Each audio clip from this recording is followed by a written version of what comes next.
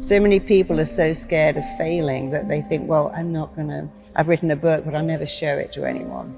I've got an idea, but what if it doesn't work? And when they begin to see, oh, it all tracks back to a thought which I'm free to change, it's very liberating, it's very empowering.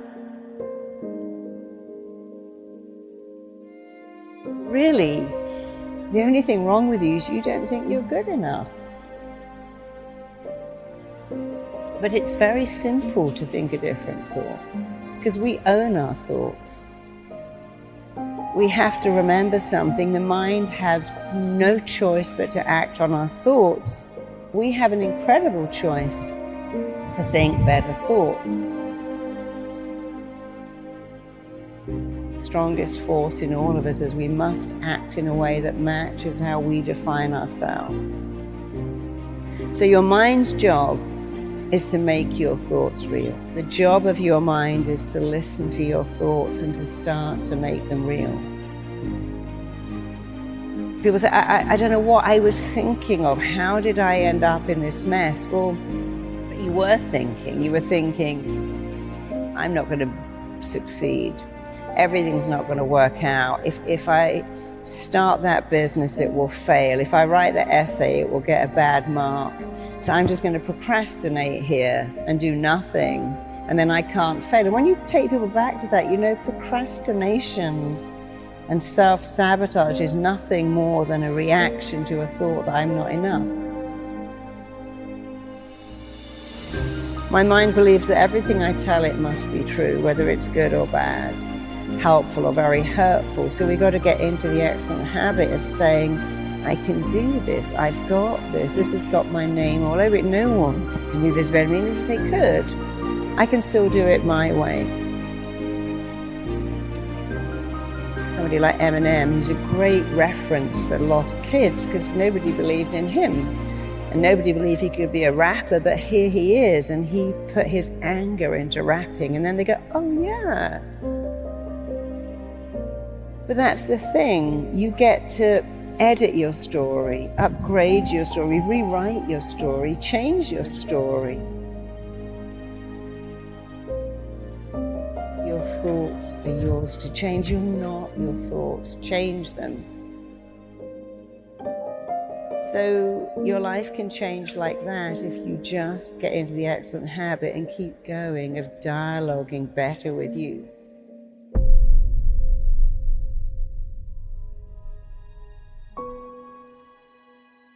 You can change like that. Can you change in 21 days? You can change in 21 seconds if you know how. In fact, you can change twice every day, first in the way you think and the second in the way you act. You know, your life can change immediately when you change your dialogue. And there are many people who've told you that. You know, I just stopped saying that.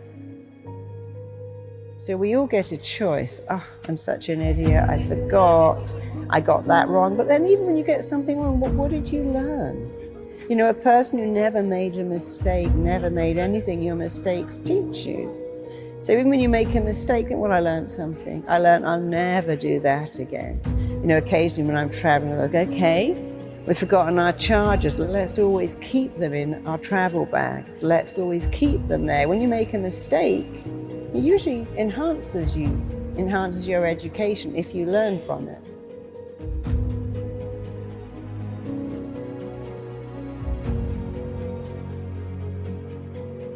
And that's one of the rules of the mind. Whatever you focus on, you get more of. And you can't be in two lanes. So pick a better lane, go into that better lane, keep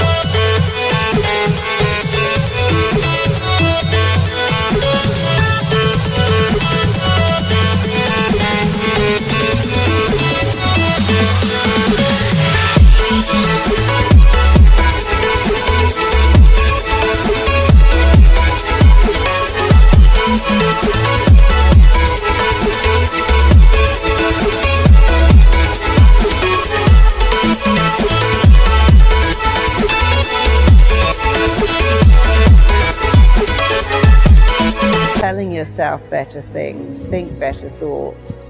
And whatever is the missing bit, the emptiness, the needs you didn't get met, take some time and think about what they are, and think about what you wanted here, and then tell yourself those words. I can do it.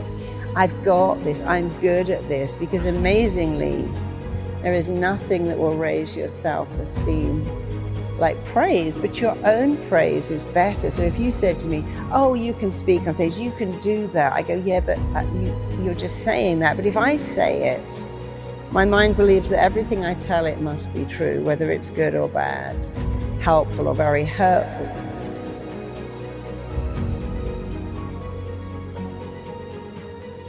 Think of the words you want to hear, what I call the missing bit.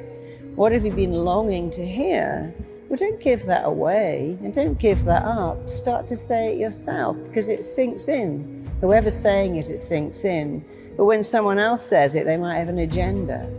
You're great, could you lend me some money? But when you say it, there is no agenda. Think of your unmet needs. The emptiness in you is what you didn't get as a kid. You didn't get love, you didn't get praise, you didn't get recognition.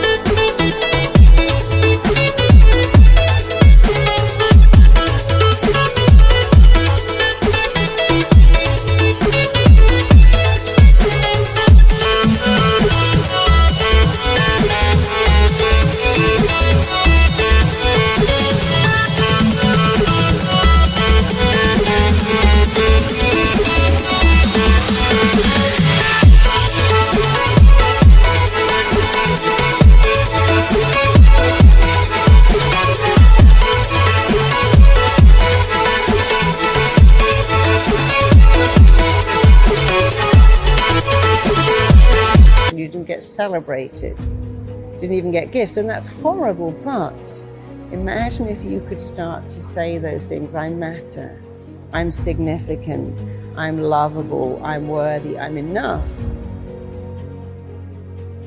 And then you'll start to fill up that emptiness. The not enoughness becomes enoughness. And actually, when you do it yourself, it's way more powerful anyway, because you have no agenda.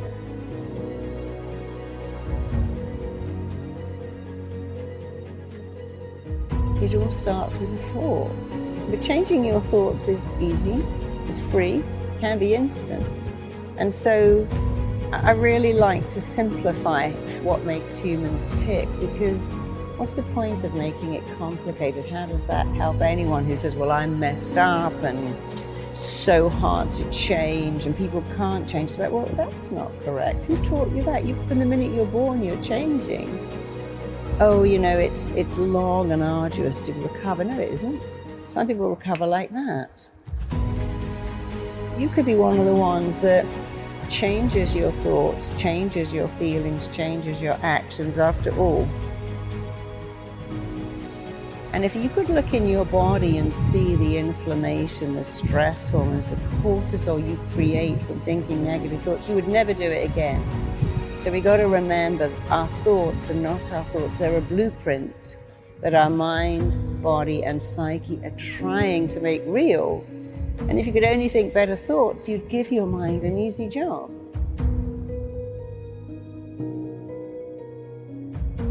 Your lovability's got nothing to do with the numbers on the scales, or the numbers in your clothing label, or the numbers on your birth certificate, or the number of your followers. So we get very consumed by the number. I need to be thinner, taller, smarter, better grades, more followers. And you've got to stop all of that and just believe that you're great, and you can be even greater when you stop defining who you are by what the numbers say. And so we all have a gift, and I think your challenge is find out what you love to do and become brilliant at it. And we've all got something unique that we can do.